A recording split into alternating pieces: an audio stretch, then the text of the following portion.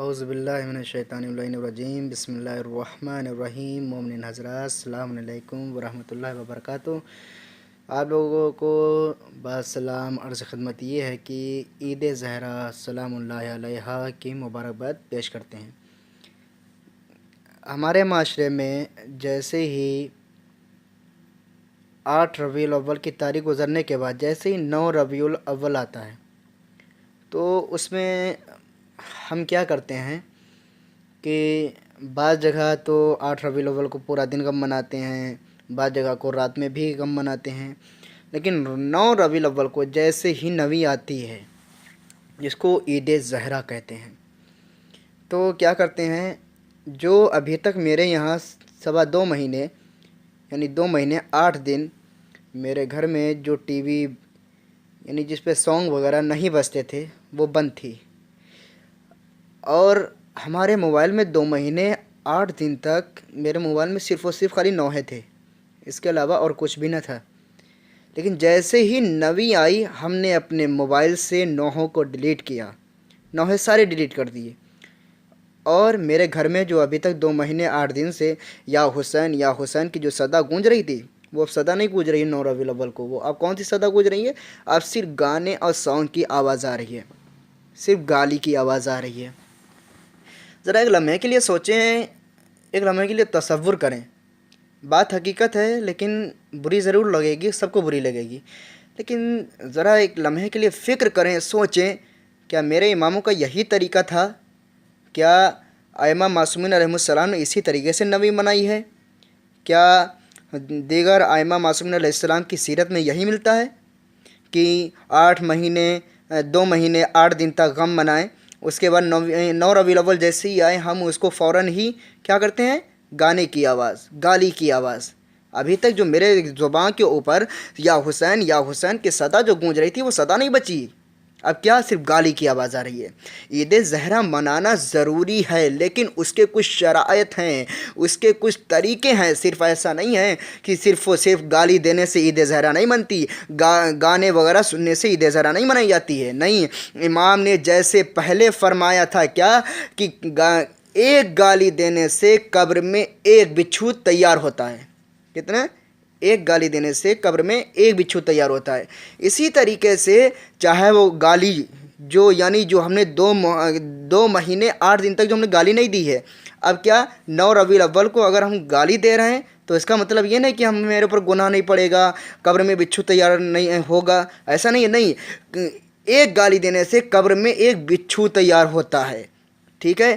اور گانے سننے کے لیے چوتھے امام زین العابدین علیہ السلام ارشاد فرماتے ہیں کہ جس کے گھر سے میں گانے کی آواز کو سنتا ہوں تو مجھے اپنے بابا کے قاتل کی یاد آ جاتی ہے۔ اللہ اکبر۔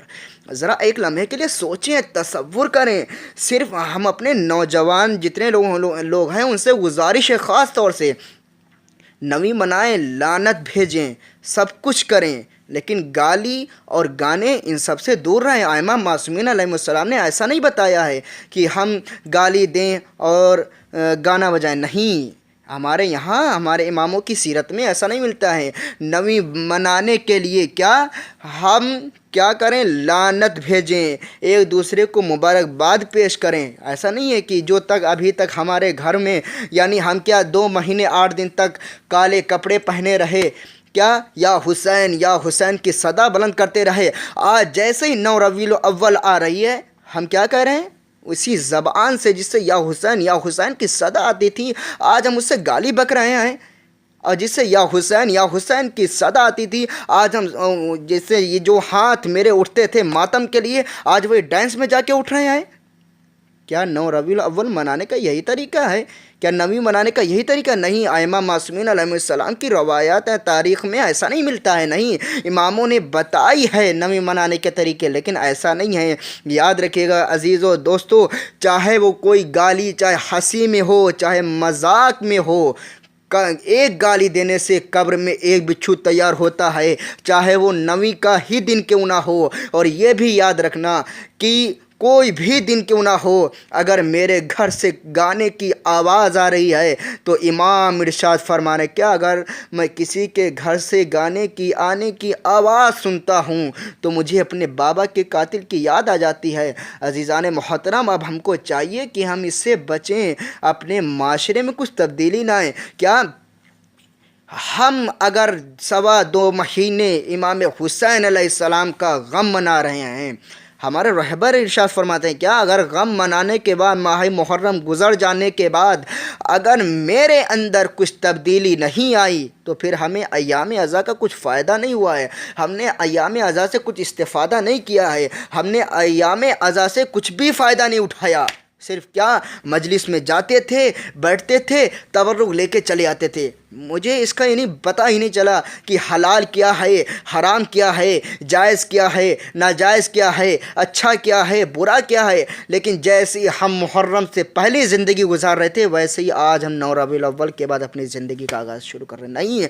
میرے نوجوانوں، میرے بزرگوں، میرے بھائیوں، میرے بہنوں، ہم کو چاہیے کہ ہم جیسے ہی 9 ربیع الاول یہ گزرے، ہم کو چاہیے کہ اپنی زندگی کو ایک نئی زندگی، ایک نئے سرے سے شروع کریں، کہ ایسا لگے کہ ہم نے ماہ محرم الحرام سے کچھ استفادہ اٹھایا ہے، ہم نے ماہ محرم الحرام سے کچھ فائدہ اٹھایا ہے، ہم نے آپ کا وقت لیا ہے۔ لیکن اس ویڈیو کو زیادہ سے زیادہ شیئر کریے گا، ہو سکتا ہے کہ آپ کی وجہ سے، صرف و صرف آپ کی وجہ سے کوئی گالی دینے سے رک جائے، ہو سکتا ہے کہ آپ کی وجہ سے، صرف و صرف آپ کی وجہ سے کسی کے گھر سے گانے کی آواز نہ آئے۔ تو مومنین حضرات، آپ لوگوں کو عید زہرا بہت بہت مبارک ہو۔ انشاءاللہ دوسرے جشن پہ ہم آپ کو دوبارہ پھر ملیں گے۔ فقط والسلام علیکم ورحمۃ اللہ وبرکاتہ۔